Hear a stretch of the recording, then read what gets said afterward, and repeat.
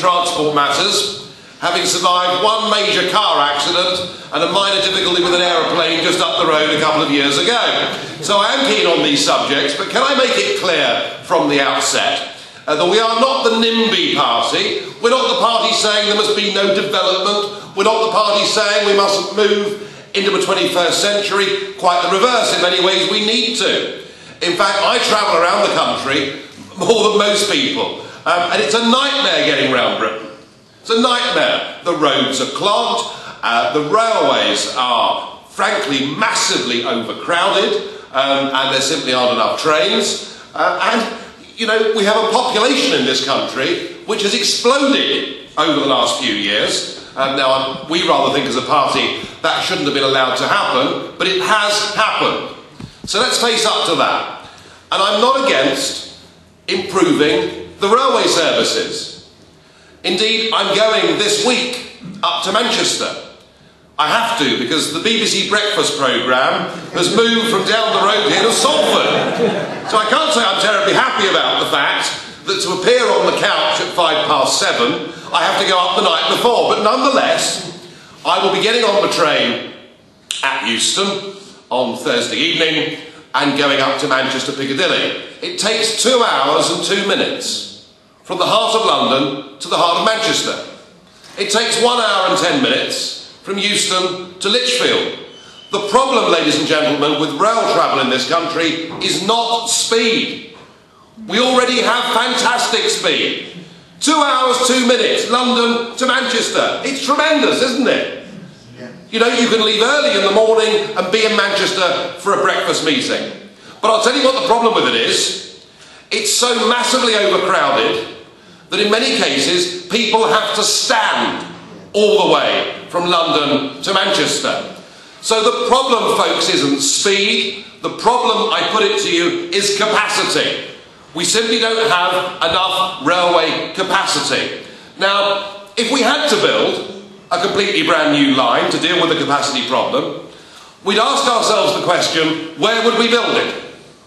Now, I come from Kent, a county that has had to face the challenge of vast numbers of people moving through it more than any other county in the country. And certainly with the opening up of the Channel Tunnel, Kent faced some major challenges. I'll tell you what Kent did. When Kent built the M20, it built it absolutely parallel to the existing A20. And next door to the A20 was the old railway line, which was a very slow railway line. In fact, it took an hour and 48 minutes from Charing Cross down to Ramsgate. But when we built the high-speed rail link to link up with the Channel Tunnel, HS1 as it's known, where did we build it? We built it exactly parallel to the existing railway line. So what we have going down through the middle of Kent are 2 railway lines and 2 road, one motorway, one big A road, and they're all together in a half-mile width going down the centre of Kent. Not much fun for the people who lived in those areas, but they of course were bought out and compensated. But I think you would all agree, a sensible, proper compromise. You know, a realistic way to deal with the problem of huge numbers of people travelling from the continent to London and back again. Now, we already have the M1, do we not, that comes out of London, and you'll notice that the London to Birmingham Railway runs almost parallel with the M1 for much of that route. So if a new railway line had to be built, we should be following the principles that we used in Kent and build it parallel to the existing line, not on the current proposed route, and I suggest to you that is good, plain, common sense. But I don't think we actually need to build a complete brand new railway line, and frankly, I don't think we can afford to build a brand new railway line. If there was to be some massive economic benefit that would be derived from a new railway line, I'd say let's put it on the table, let's examine it. But given how quickly businessmen can get from London to Birmingham and London to Manchester, I don't think shaving 15 minutes off the time is going to make any financial difference to businesses whatsoever. And the thought that we embark upon a project with an estimated cost of, I think, £32 billion, and knowing how accurate government estimates are for building projects. Do you remember the Scottish Parliament? Yeah? It was going to cost 40 million and it cost 430 million. Now, I'm not saying that this would necessarily balloon as badly as that, but private money will not have the confidence in this project to invest in it on the current forecasts of what the cost will be, and therefore what we will have to do to build HS2 is add to our already massive annual budget deficit. So we've got to borrow the money to build the railway line and go on paying interest on that money ad infinitum. So I don't think it works on the plan of the route because it's illogical. I don't think it works on the economics because business doesn't need it. I don't think it works because private money will not come for this project. And even, in fact, the great Victorian railways that were built across this country, nearly all of the shareholders in those firms lost all of their money in one of the biggest stock market disasters in history. But what we do need is more capacity on our railways. And for about a fifth to a quarter of the cost of HS2, we could build longer platforms and longer trains, and I think that is the answer to solving the problem of moving people north to south. I'm not a ranting conspiracy theorist. I mean, it depends which newspaper you read, I suppose, but I'm not a ranting conspiracy theorist. But I've often asked myself, why is this happening? Why is this happening? And why is it happening on this proposed route? Well, I will tell you this, that when I first arrived in Brussels, all the way back in 1999, one of the first things we started voting on and talking about in the European Parliament was the development of trans-European networks. And this all seemed to be a sort of slightly bizarre, fancy idea to me, but I wasn't really sure whether it would ever happen. But I can tell you that there is a map that was produced in 2005 and has in fact been published in the Financial Times and I think one other national newspaper that showed that all the governments who were members of the European Union agreed to what the new trans-European network railway route would be, and guess what? The agreement that the Labour government in 2005 signed up to actually had the route for HS2 as we currently see it exactly as it is.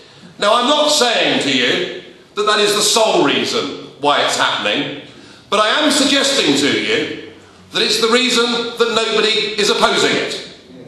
Oh, yes, of course, individually, local MPs or local councillors, from whatever party it may be, will say they're opposed to it.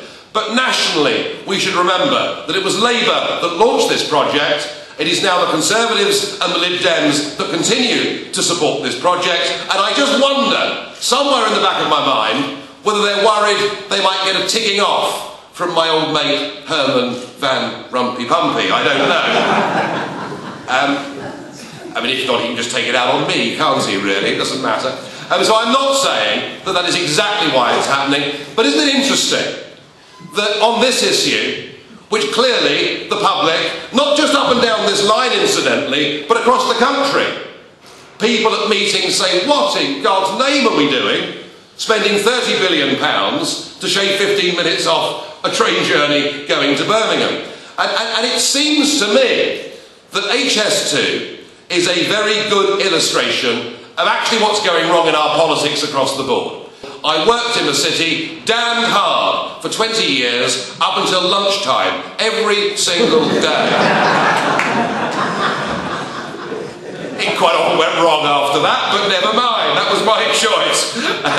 So I think what you're seeing, and I would suggest to you that the reason that you saw this week UKIP going above the Lib Dems in the polls and beginning to pose a threat to the political establishment is that we are people from practical and pragmatic backgrounds, that we look at issues, we think about issues, and we're not part of that political consensus, and that we are closer on issues such as HS2 to the way the people in this country think than our professional career political class, who are agreed as one that this project should go ahead. And that goes across the board, I think, for so many other issues that matter to us.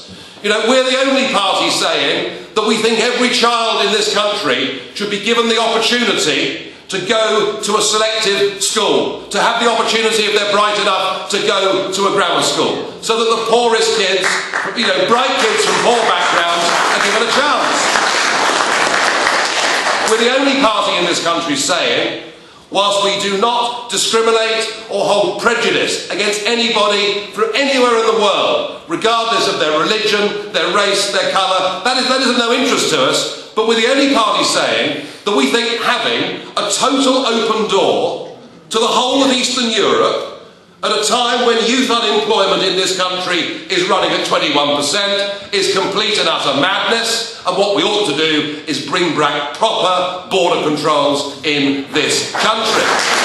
And we're the only party saying that on the most vital constitutional question that will face us in our lifetimes, that whilst we want to be friends with Europe, whilst we want to trade with Europe, we don't want to be governed. We don't want 75% of our laws made by Mr Barroso and Mr Van Rompuy and everybody else, and that we believe it is an urgent need that the people of this country are given a free and a fair and an open referendum so that they can decide their own future and not have it blocked from them by politicians in Westminster who lie to us at every single election, saying they'll give us a referendum and then, when they're in office, not delivering the goods. And again, I want to make it clear, we are not anti-European. I hate it when they say, you're anti-European. I love Europe.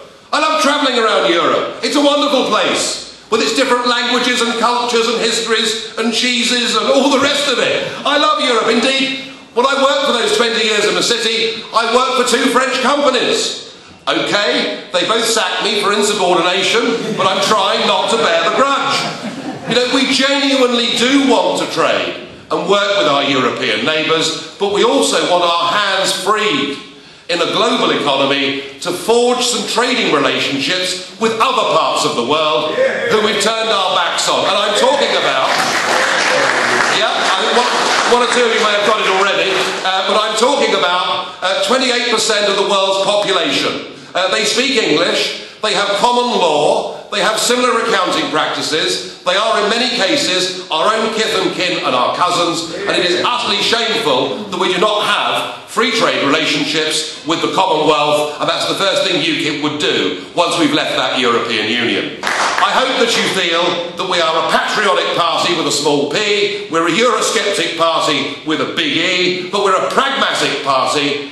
We're a party of people who come from the real world. We're a party of people, many of whom have run businesses and have got their feet on the ground. And I put it to you that HS2 is just yet another example of a career class of politicians in this country who are hopelessly out of touch, grossly irresponsible with money that isn't theirs anyway, and that the only way this will be stopped is through the ballot box. Now, I have spoken at many HS2 meetings up and down the line, and I will do whatever I can to back the Stop HS2 campaign and anybody else. But let me just put this to you.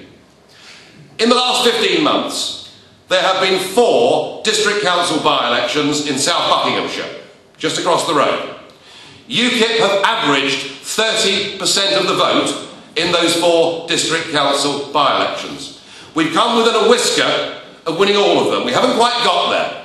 We did win 3 council seats in Buckinghamshire last year, but I promise you, if up and down this route UKIP start to win council seats on the back of our pragmatism and on the back of our approach to HS2, and if it looks like we can start winning seats in Parliament up and down this HS2 line, it will be stopped. Thank you.